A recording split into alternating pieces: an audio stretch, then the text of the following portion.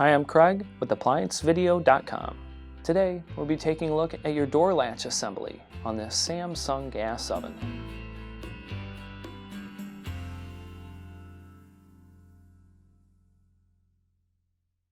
Stop. Before beginning any repair, always be sure to disconnect the power to the appliance.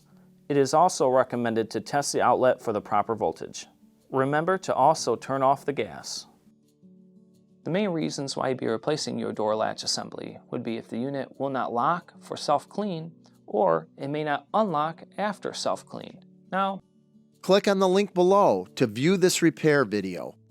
ApplianceVideo.com guides you step by step, giving you the confidence to avoid recalls and callbacks, also saving time on repairs.